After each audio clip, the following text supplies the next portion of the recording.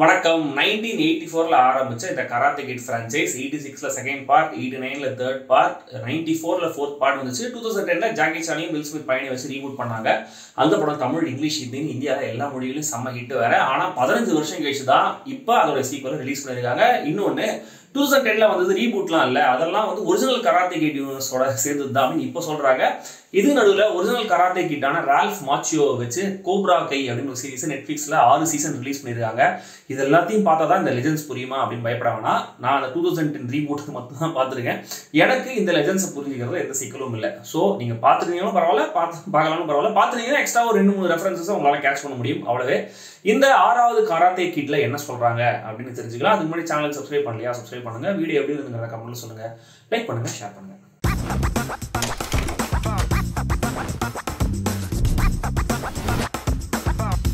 Karate kit legends பெய்ஜிங்ல கங்ஃபூ school நடத்திட்டு வராரு Jackie Chan. அவருடைய ஸ்டூடெண்ட்ஸ்ல ஒருத்தர் தான் பென் வாங், நம்மளுடைய ஹீரோ. ஆனால் பென் வாங் இந்த மார்ஷல் ஆர்ட்ஸ் கற்றுக்கிறது அவருடைய அம்மாவுக்கு பிடிக்காது. அவங்க இந்த வயலன்ஸ்லாம் கற்றுக்கிட்டா வயலன்ஸை தான் நீ அட்ராக்ட் பண்ணுவேன், வேணாம் அப்படிங்கிற மாதிரி ஒரு லாஜிக் சொல்கிறாங்க. பட் அதை தாண்டி அவங்களுக்கு ஒரு காரணம் இருக்குது.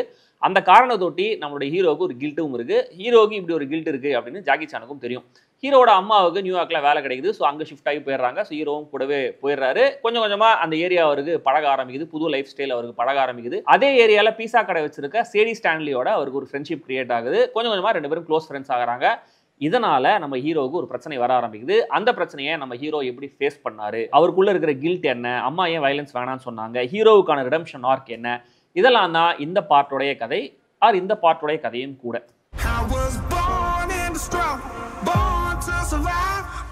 ஒரே மாதிரி டெம்ப்ளேட்ல படங்கள் எடுக்கிறதுல ஒரு பெரிய ரிஸ்க் இருக்கு. உதாரணத்துக்கு நம்ம இந்த காஞ்சூரிங் யூனிவர்ஸை எடுத்துக்கலாம். காஞ்சூரிங் மாதிரியே படங்கள் வந்தா பரவாயில்ல, சிறப்பாகவே இருக்கு அப்படின்னு சொல்றோம். ஆனா நன், ஆனபிள் மாதிரியான படங்கள்லாம் அவ்வளோ சிறப்பா இல்லை அப்படின்னு சொல்றோம் இல்லையா? இந்த கராத்தே கிட்ட பொறுத்த வரைக்கும் அப்படியும் இல்லாம இப்படியும் இல்லாம ரெண்டுத்துக்கு நடுவில் கரெக்டாக ஒரு மாதிரி ஸ்டெடியான பேலன்ஸ்ல இருக்கு.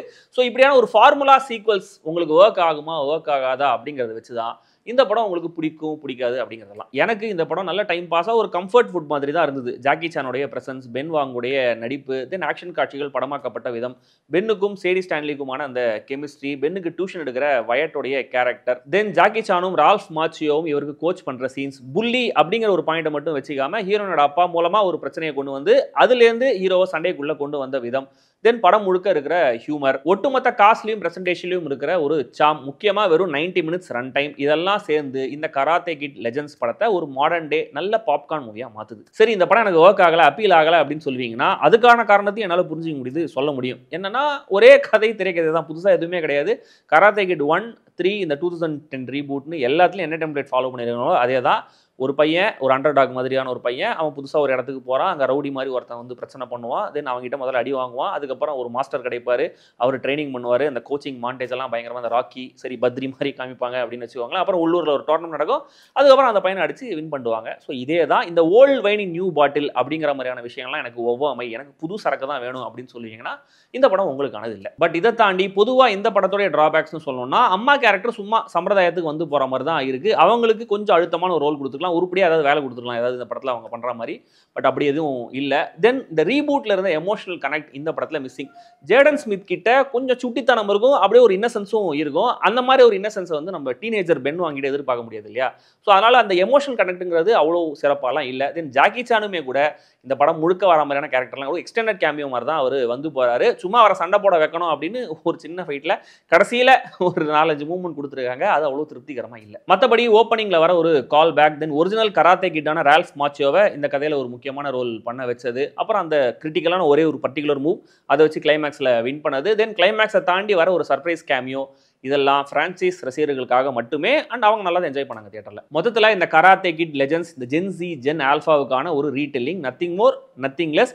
நீங்கள் எந்த மூடில் இந்த படத்துக்கு போனாலும் வெளியே வரும்போது நல்லா ஹாப்பியாக பாசிட்டிவாக தான் வருவீங்கன்னு நம்புறேன். ட்ரை பண்ணுங்கள். படம் தமிழ் டப்பிங்கும் ரிலீஸ் ஆயிருக்கு.